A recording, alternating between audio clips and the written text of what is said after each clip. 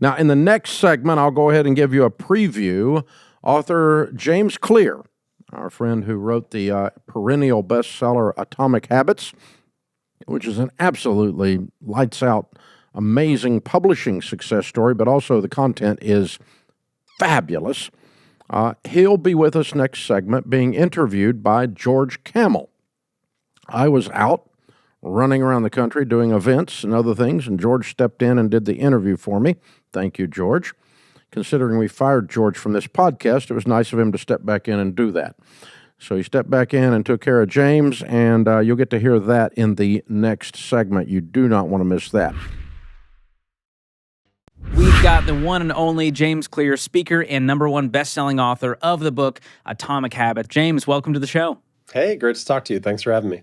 We all like to think we're rational, logical leaders making good decisions, but we can get derailed, make poor decisions. No one wants to do that.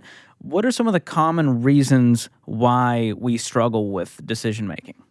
All kinds of things that can influence it. There's all sorts of biases that we have, like confirmation bias, for example, is probably like one of the most predominant ones, where you're just sort of searching for evidence that supports what you already want to do rather than trying to find the truth or figure out the best way to do it. I think one mindset that's good to counter that is telling yourself, I don't care about being right, I care about getting it right. I don't need to be the one who comes up with the correct idea as long as we get it correct in the long run. And maybe that gives you a chance to check your ego a little bit and search a little more widely for a solution rather than just hoping that you'll feel good about the process. So, being wrong, nobody likes being wrong. Like, being wrong is not going to feel good. But if you're wrong in service of getting it right in the long run, then, who cares? That's fine.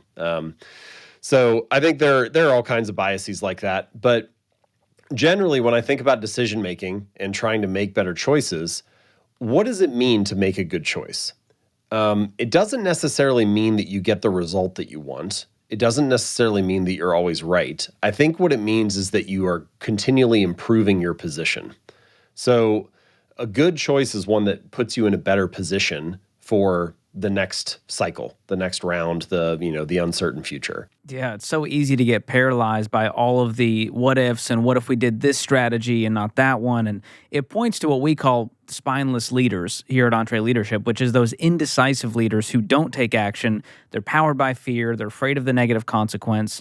So how can that indecisive leader, if they're listening right now going, I've been there, how do they power through that to take that action? Are there steps they can take? Yeah, I don't have a framework or anything like that, but I think that it's mostly about starting small and building confidence. So I had a basketball coach in high school who said confidence is just displayed ability. And so it's like, look, if you want to be more confident about your ability to make free throws, go out and practice them for a while. And when you knock 10 down in a row, you're going to feel a lot better about it. And so we often have this thought that confidence is something that comes before the action. But usually it comes after the proof. It comes after action. And so what you need is practice. What you need is repetition. What you need is a volume of work, and then you'll feel a lot better about your ability to do it. And so I don't think you need to flip a switch and just become a courageous leader rather than a spineless leader. I think it's more about proving it to yourself in small ways, day in and day out.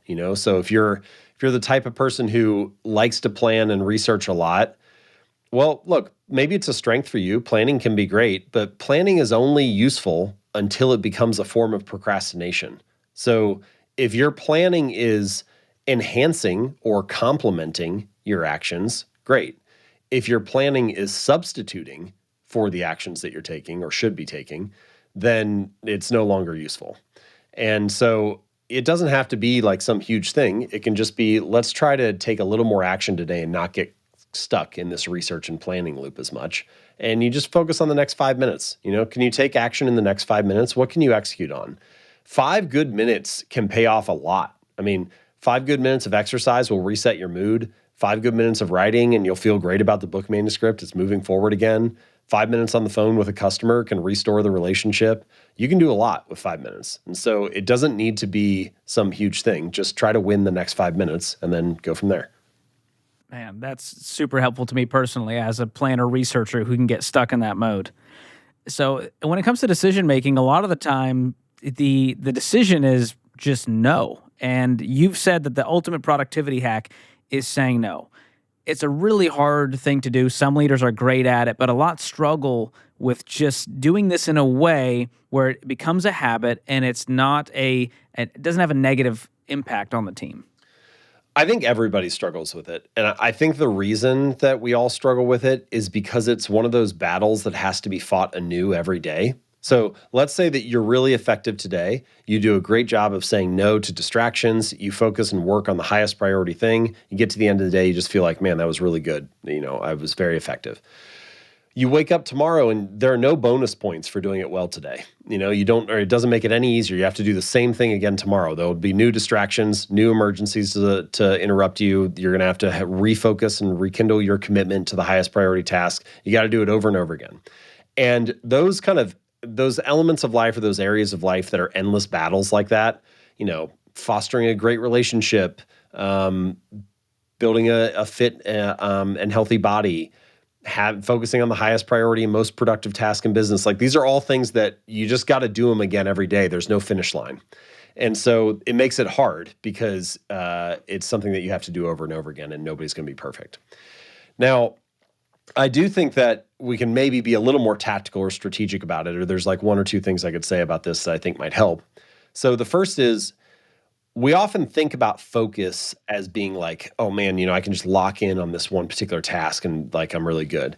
But in many ways, focus is the art of knowing what to ignore. There's always all kinds of stuff coming in, and there's going to be, especially once your business reaches some level of success, there's this strange thing that happens where success starts to eat itself. So you do one thing well, and that brings you customers and revenue and opportunities and partnerships.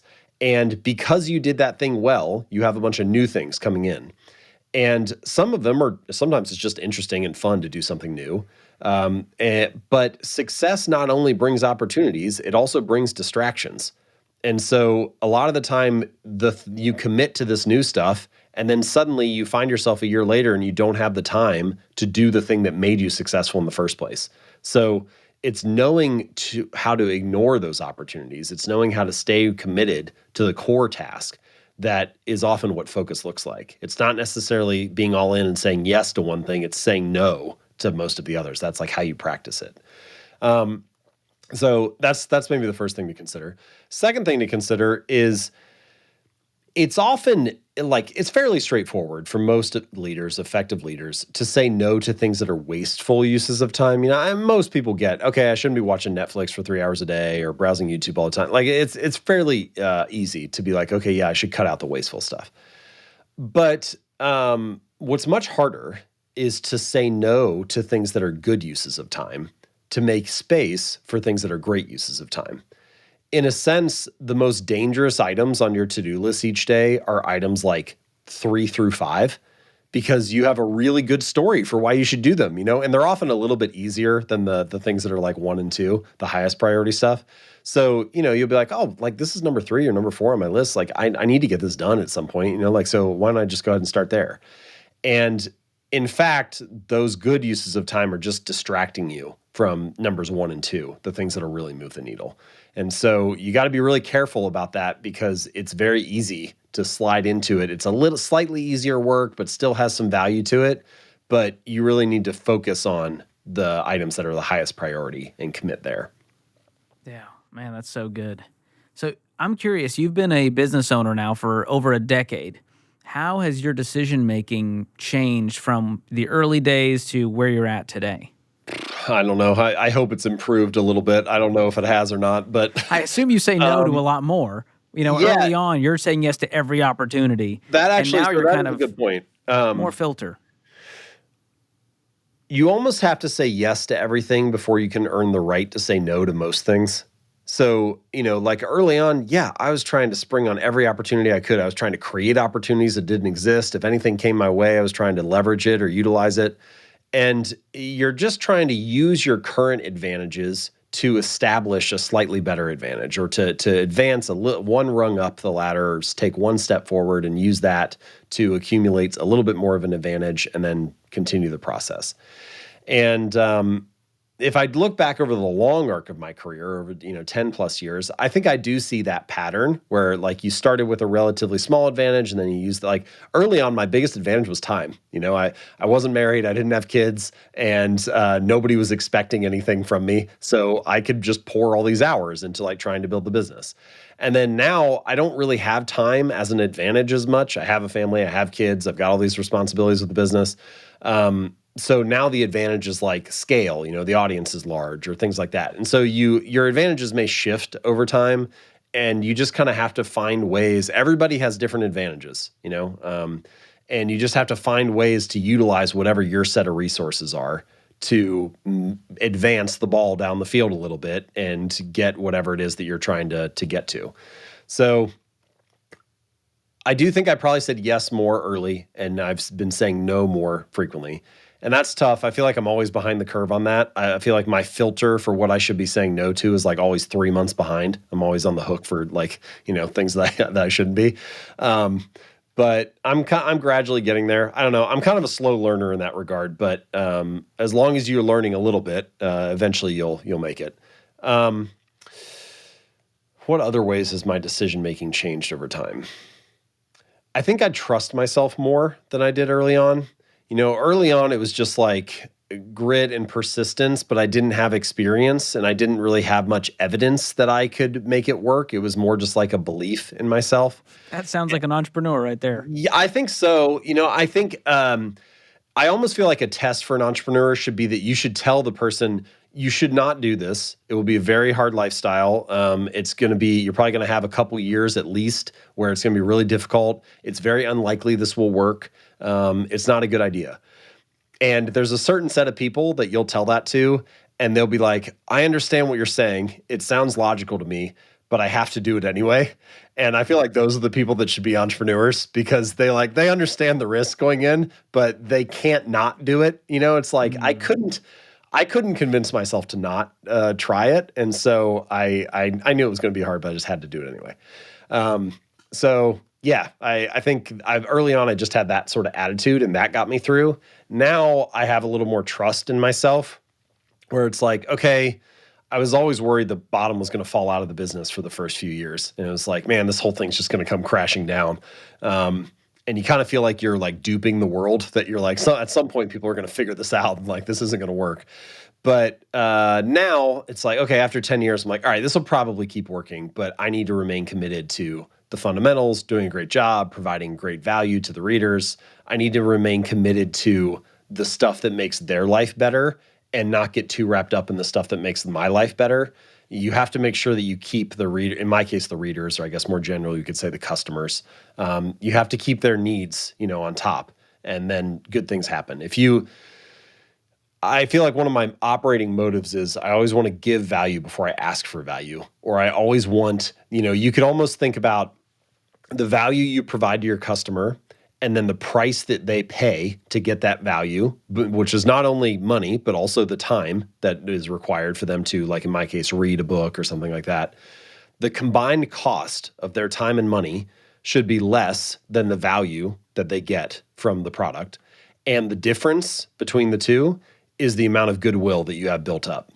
And I always want to make sure that I have this surplus of goodwill, that people feel like, man, that was such a great value. Like I would love to buy the next thing that he writes. I would love to read the next email that he sends because they feel like it's such a good trade for them that there's no reason that they wouldn't do it. And I think if I can keep that at the forefront of my mind, then, hopefully I'll have another 10 years ahead of me. I think so. One of our core values is if you help enough people, you don't have to worry about money. And we call that marketplace service. And you have done that so well by adding value to so many people's lives. And I got to ask, out of all the things, the anecdotes, the examples, what is the best first step you found when you share this with people, with leaders, to make better decisions, to start those habits? What's the thing that's the stickiest where people go, oh my gosh, yes, I can do that? If you just want something really tactical, just a very specific way to kickstart a habit, I like to recommend the 2-minute rule. So it's very simple. It just says take whatever habit you're trying to build and scale it down to something that takes 2 minutes or less to do. So read 30 books a year becomes read 1 page, or do yoga 4 days a week becomes take out my yoga mat. And sometimes people resist this a little bit. They're like, okay, buddy, I know the real goal isn't just to take my yoga mat out. I know I'm actually trying to do the workout, so this is some kind of mental trick and I know it's a trick, then why would I fall for it, basically? And I get where people are coming from, but I have this reader, his name's Mitch. I mentioned him in Atomic Habits, and he lost over 100 pounds. He's kept it off for more than a decade. But when he first started going to the gym, he had this strange little rule for himself where he wouldn't stay for longer than 5 minutes. So he'd get in the car, drive to the gym, get out, do half an exercise, get back in the car, drive home. And it sounds ridiculous. It sounds silly. You're like, clearly this is not going to work for the guy. But if you take a step back, what you realize is he was mastering the art of showing up. He was becoming the type of person that went to the gym 4 days a week, even if it was only for 5 minutes. And I think that's a deep truth about habits. It's something people often overlook, which is a habit must be established before it can be improved. It has to become the standard in your life or in your business before you can scale it up and optimize it and turn it into something more. Standardize before you optimize. And so I think that the 2-minute rule kind of pushes back on that perfectionist tendency. Just execute a little bit. Execute in a small way, get some proof, get some evidence, become the type of person or the type of business that does this consistently, even if it's smaller than what you ultimately hope to do. And then from that new foothold that you've established, you can advance and optimize and improve from there. Once you're showing up, there are almost endless opportunities for improvement. But you can have the best plan possible, and if you can't get yourself to show up consistently, it doesn't really matter. So the 2-minute rule is perhaps a good place to start.